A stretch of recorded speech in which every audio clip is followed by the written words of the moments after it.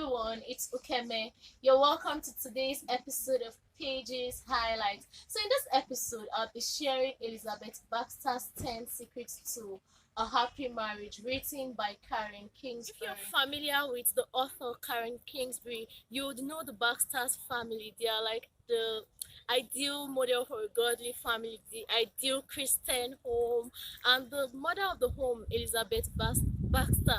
She's like the ideal Christian woman, godly. Let me just say she's the Proverbs 31. She's like a fictional character of the Proverbs 31 woman. So she actually thought of writing this 10 secrets to a happy marriage as something to give to her children who were about to get married or those who were already married, as a guideline to go into marriage with, because she actually wished that she had something like this before getting married or in the early years of her marriage. It would have helped her avoid some of the mistakes she made. So she decided to pen down this 10 secrets to a happy marriage. They're actually 10, and I'll just call them out in no particular order. The first is not an option. Marriage is not 50-50. Know your spouse's love language. Expect the best of each other and be patient. Keep dating, build one another up, laugh often, live within your means, fix yourself, not your spouse. Okay, in no particular order, I'll just share the interesting highlights I got from this 10 secrets, which I think even in normal relationships, even if it's not a marital relationship, I mean, sometimes you have friends who you love and good relationship that you want to sustain. This can also be applied in normal platonic relationships, and even better in relationships and marriage, I think. So I'll just share highlights on a few of the secrets. Divorce is not an option. So the author was like, if you go into marriage with the mindset of you can divorce at any time or you can leave, then it's just like it's a no. Like going to marriage with the mindset that there's no way out. It's not like relationship where if you get tired you just be like, oh, I'm done, I'm not doing anymore. Like, I'm not doing anymore. Like, there's no going back. Like, let me just say it like our Nigeria people, we die here. Like, there's no going back. You're in here for the long term, forever, and forever is a really long time. So, and personally, I feel like if forever is a really long time, then it's what's being prepared for. It's what's being going into with knowledge, and that's why I'm sharing this book. And if marriage is forever and divorce is not an option, then it's what's going into with um a sense of understanding for what it is, and not just going into it because you feel like, oh, okay, I can move in and out at any given time. No, there's no way out. Like, we are here for the long run. We're here forever. So that's what Elizabeth Baxter was trying to tell her children. Like, this is a long term stuff. It's forever till death do you part. So don't go in with the mindset of I can leave at any time. And in doing so, never ever bring up the option of divorce to your spouse. Like, never ever bring up that option. Then, so marriage is not 50-50. So she tried to explain that sometimes some people go into marriage with this mindset of I'm going in with I'm not going in with everything. Like, I'm meeting you halfway and you're meeting me halfway. So people, and it's a wrong ideology to go into marriage with. Like, it's not 50-50. Going with the 100% of your being, like going with your whole self, like going with a full understanding of who you are, of what you are, and going with the full willingness of ready to give your whole self and your all, holding back nothing.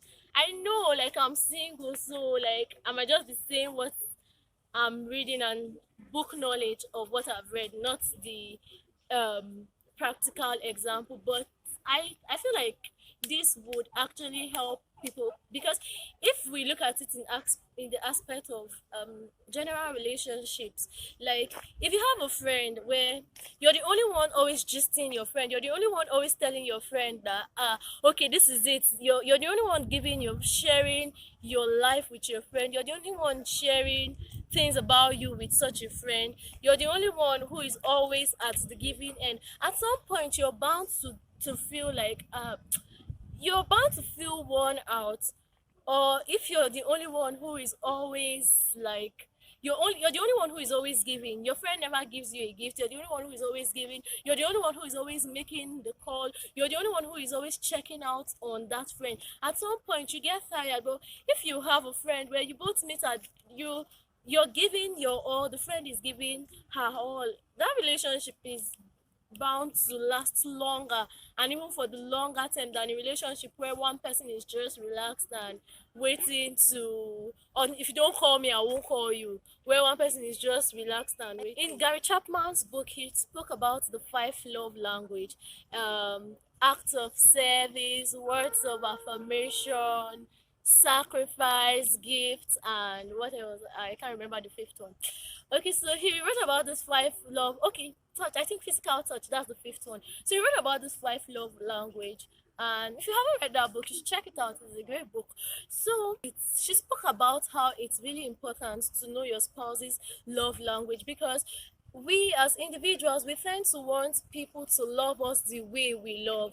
So the scenario she painted that just drove the point home was for her husband. I think his love language involved like act of service, like going the extra mile, doing the dishes for her and all of that. And for her own love language, she just needed him to be there to spend quality time with her.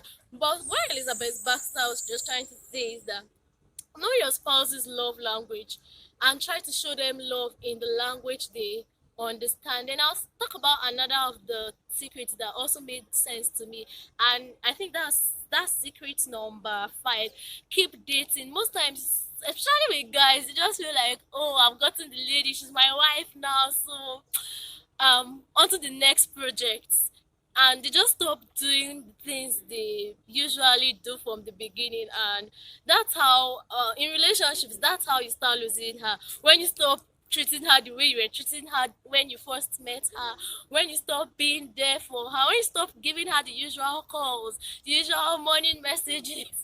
Keep dating, don't stop dating, don't stop, like even when you have kids, like just try keep the kids somewhere else and just spend quality time with each other. Like do those things that you were doing initially that made your relationship spiced up. Live within your means. I cannot do without talking about this part, because we all know that finances is one of the important drivers of a relationship. In fact, I've heard someone said something that when there is money there's peace, when there's no money that's where you see trouble. But I feel like it's very easy, it's very important for couples to be able to live within their means and understand the financial implications of what it means to be married. Like being able to budget properly, being able to to have a financial plan for themselves is really very important. It helps the marriage to have a financial direction and a focus, and it helps the couple not spend on things that are not necessary or not needed at that moment. Highlights from the book was the part where she wrote about fixing yourself and not your spouse. Let me just even shift this from the whole marriage tips and everything to our personal relationships with people, with our friends, with colleagues, with siblings. And most times we might feel like other people are actually the problem, but sometimes the problem might even be within us. For instance, you might just feel like somebody is giving you an attitude because you have something in your mind against the person. So if you remove the stuff from your mind, you might not notice that that person is giving you an attitude. So try to fix yourself and look inward, see where you need to correct in your attitude. Look at yourself, see the things you need to do right. Like just time to personally evaluate yourself, and when you do so, it really helps you, because it's just like what like the scripture says, that instead of thinking about removing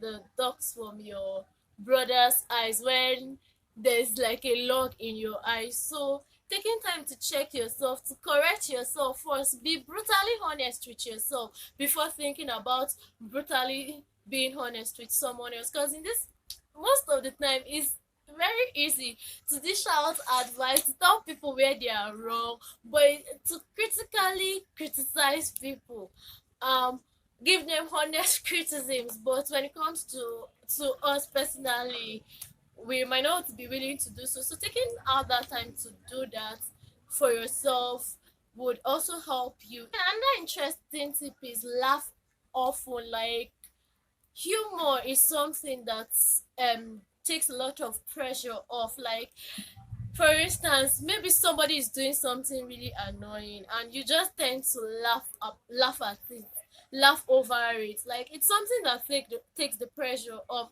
One of my sisters, and no, hi, if you're listening to this, hello, shout out to you.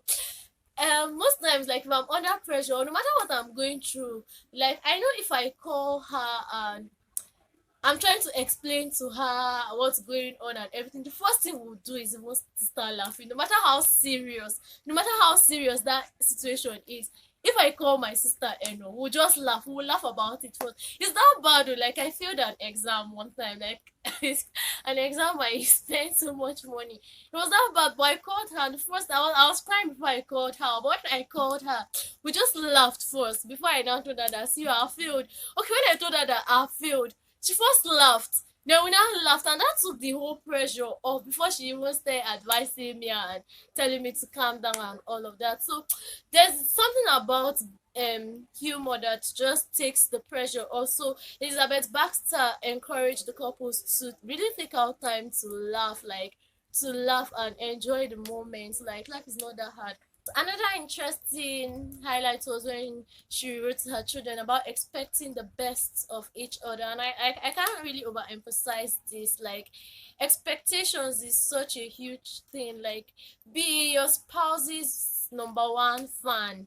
Expect the best from yours. I really enjoyed this book. It was so interesting. And the fact that it was fiction and it just presents this real life advice. It, yeah, I know it's 10 secrets to a happy marriage, but it can also be 10 secrets to a successful relationship with, and it doesn't have to be a marital relationship really. It can also be 10 secrets to a successful friendship. I totally enjoyed it. It was really interesting, and I feel like at this point, like, I actually noted it down because it's something I want to really remember, and it just captures your attention. So thank you for staying tuned. If you like this video, make sure you give it a thumbs up by clicking on the like button. If you haven't subscribed to my channel, please click on the subscription button. It's free. Oh, subscription is free. Help my ministry. Just click on the subscription button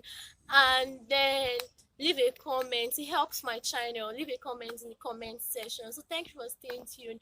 Bye for now. I'll see you again in another episode.